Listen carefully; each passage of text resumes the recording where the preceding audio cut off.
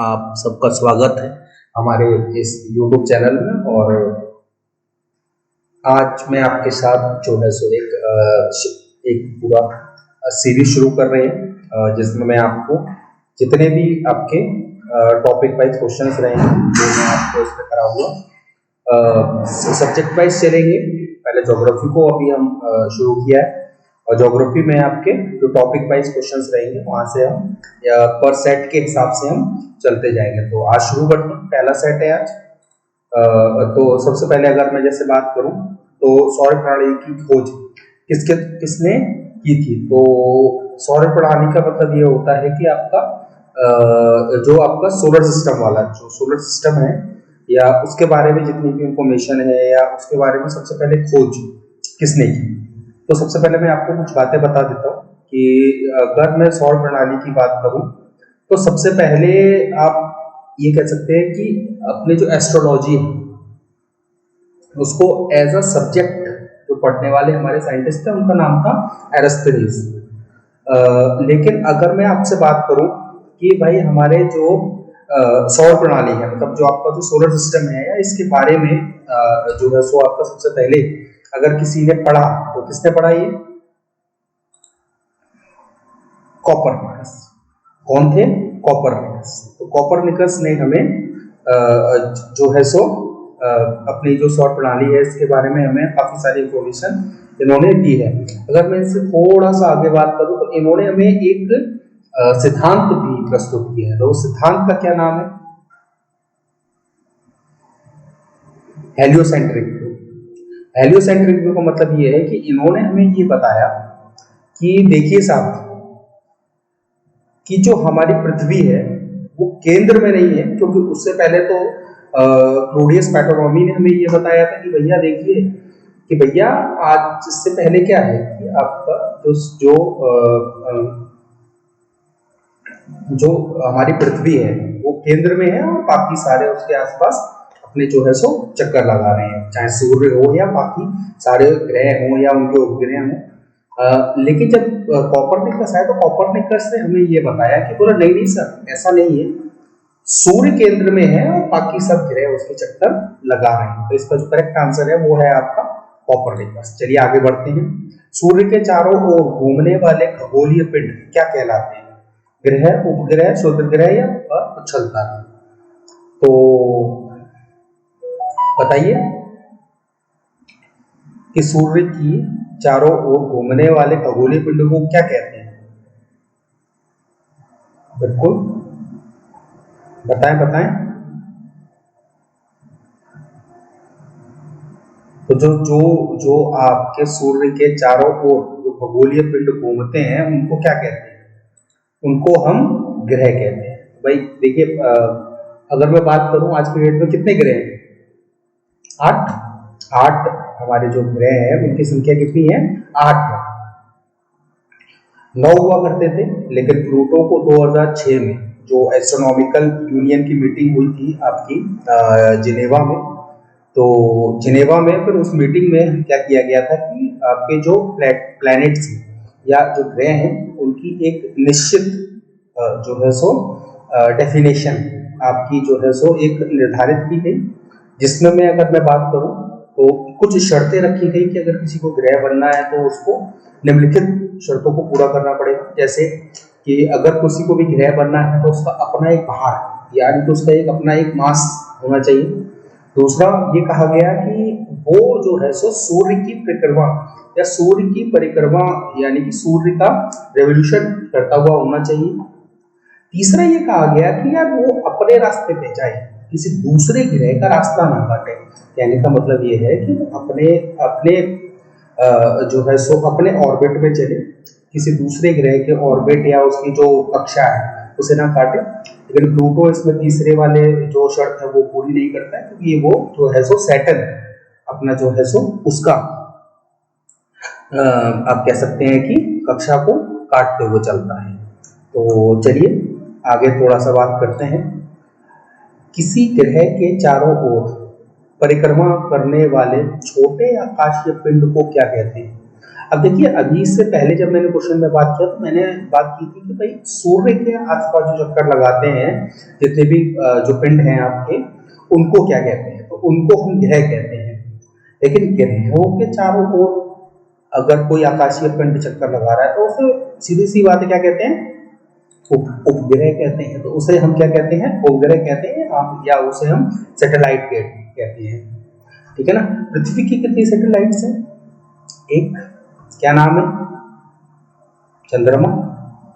चलिए आगे बात करते हैं। ग्रहों की गति का नियम किसने प्रतिपादित किया?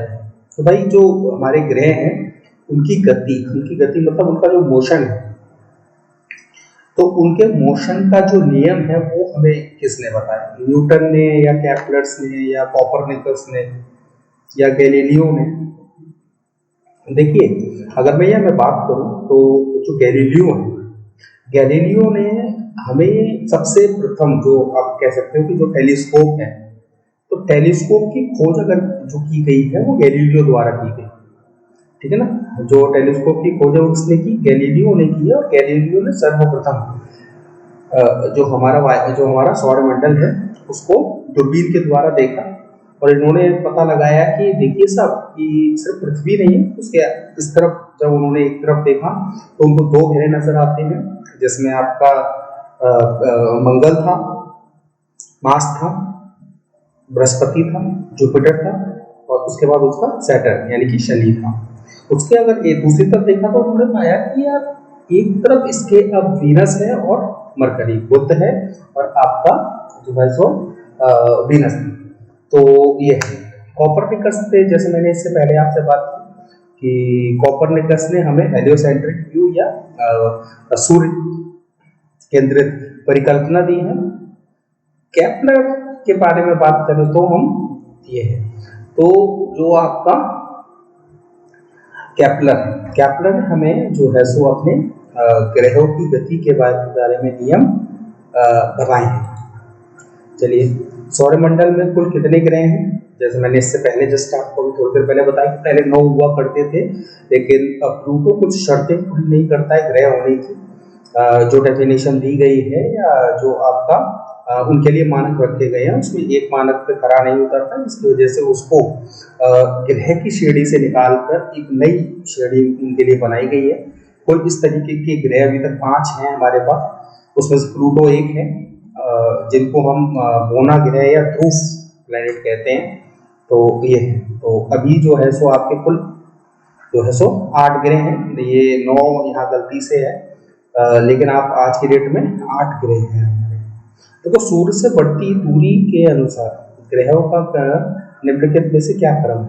तो देखिए, जैसे जैसे आप पृथ्वी से दूर जाते हैं, सबसे पहले आपको पड़ेगा बुध, फिर आपको पड़ेगा शुक्र, और फिर पड़ेगी आपको पृथ्वी, और फिर पड़ेगा आपको मंगल।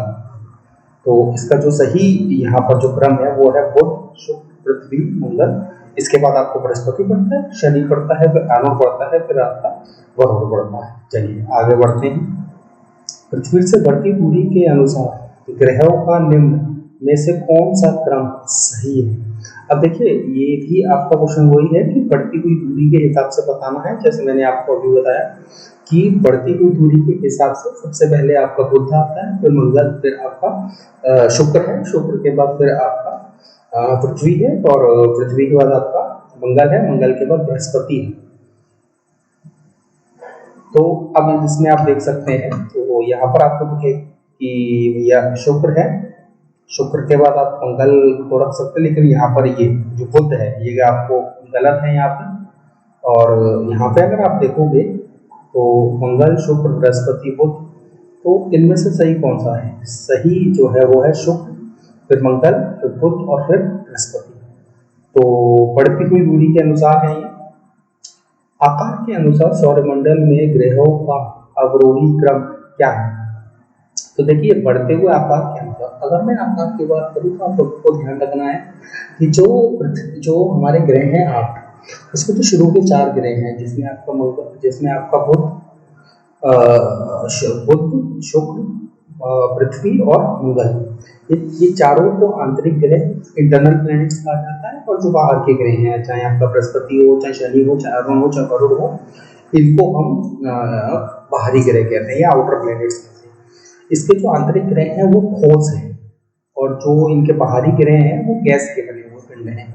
तो अगर गैस के बने हुए पिंड हैं तो हम जानते हैं कि भैया जो है सो क्योंकि गैस आप देखते हैं कि एक ये इस तरीके से है कि जैसे आपके बैलून में हवा भर देते हैं, तो इसी तरीके के हैं। तो इसमें सबसे बड़ा हमारे सौरमंडल का सबसे बड़ा जो ग्रह है वो बृहस्पति, दूसरे नंबर पर शनि, फिर अरुण है, फिर वरुण है, फिर पृथ्वी है, फिर शुक्र है, फिर मंगल है, और जो सबसे छोटा है वो बुध है। इसके बाद प्लूटो आ जाता है, तो प्लूटो अब नहीं है, तो बुध तक है। तो इसका जो सही जो क्रम है वो है बृहस्पति, शनि, अरुण, वरुण, पृथ्वी, शुक्र, मंगल एवं बुध। चलिए आगे बढ़ते हैं। निम्नलिखित में से कौन सौरमंडल का भाग नहीं है? तो इसमें से सौरमंडल का भाग कौन नहीं है? देखिए, शुक्र ग्रह, धूमकेतु ग्रह या निहारिका। देखिए, शुक्र ग्रह में आपको अगर मैं बताऊं, शुक्र ग्रह आपके जो है सो सौरमंडल का भाग है। धूमकेतु भी आपके सौरमंडल का भाग है, लेकिन निहारिका, निहारिका आपकी इसका भाग नहीं है। क्योंकि निहारिका के बारे में जैसे मैं आपको बताऊं, तो अगर कोई भी तारा शुरुआत होती है तो एक तरीके से निहारिका से ही शुरुआत होती है, तो ये निहारिका नहीं है। सूर्य के चारों ओर चक्कर लगाते ग्रहों का वेग। अब वेग का मतलब होता है वेलोसिटी। तो जितने भी आपके जितने भी आपके ग्रह हैं जो सूर्य के आसपास चक्कर लगा रहे हैं, उनके वेग पे क्या अंतर पड़ता है? ठीक है ना, नियत रहता है या अधिकतम होता है जब सूर्य के समीप होता है, या अधिकतम होता है जब सूर्य से दूर होता है, कुछ नहीं कहा जा सकता। तो इसका जो सही उत्तर है वो है अधिक होता है जब सूर्य के समीप होता है। ठीक है ना, तो जब भी कोई ग्रह सूर्य के समीप होगा तो उसका जो वेग होगा, जो उसकी जो वेलोसिटी होगी, वो काफी ज्यादा आप कह सकते हो कि अधिक होगी, क्योंकि वो काफी तेजी से जो है सो अपना आगे बढ़ेगा। चलिए आगे बढ़ते हैं। अंतरिक्ष के कुल कितने तारामंडल हैं? तो अंतरिक्ष में कुल कितने तारामंडल हैं? तो ये इनकी संख्या करीबन 88 के समथिंग है, 88 के समथिंग है। कई अलग अलग आप कह सकते हो कि तारामंडल का मतलब ये होता है कि कुछ अलग अलग तारों के समूह होते हैं जो अलग अलग आकृतियां बनाते हैं। तो ऐसे कुल जो तारे हैं उनकी जो संख्या है, ऐसे समूह को, वो करीबन 88 है। ये है।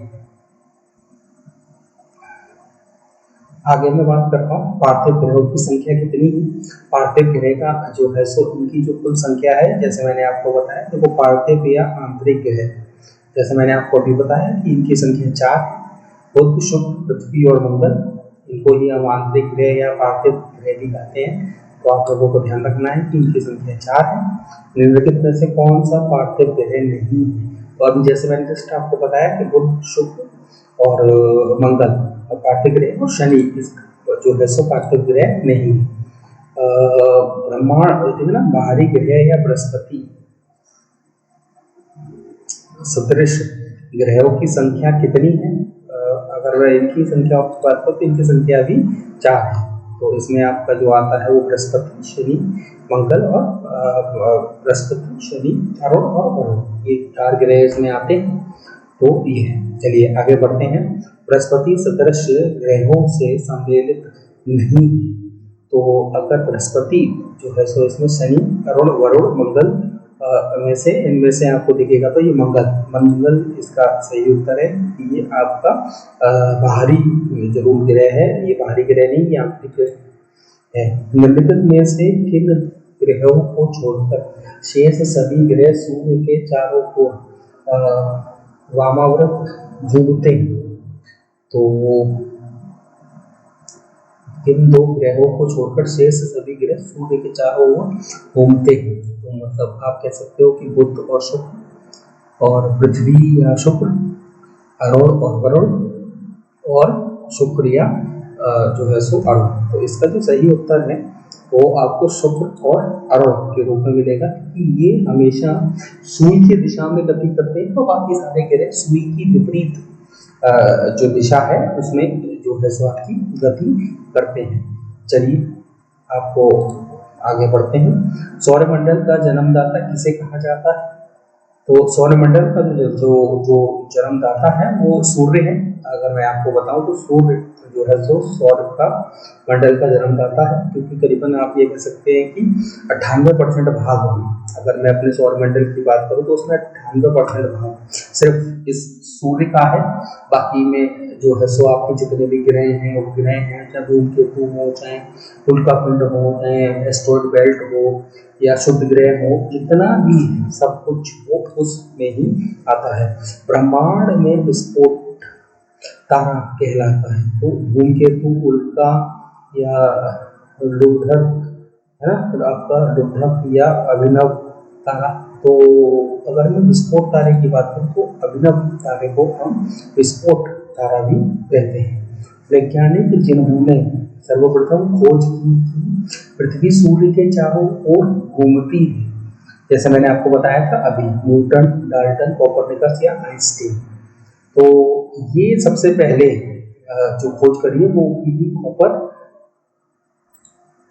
ने, जैसे मैंने आपको इसे स्टार्टिंग में भी मैंने आपको बताया था।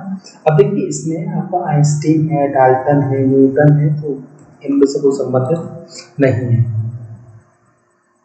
मिश्र धातु और सिलिकेट है ना, सिलिकेटों से बनी धरती की परत कहलाती है। तो ये क्या कहलाती है? सिल्क। मतलब मिश्रित धातु और सिलिकेट से बनी धरती की परत कहलाती है क्या? सेल, है ना। तो ये है, तो यहीं पर अब आज के स्वागत है और थैंक यू।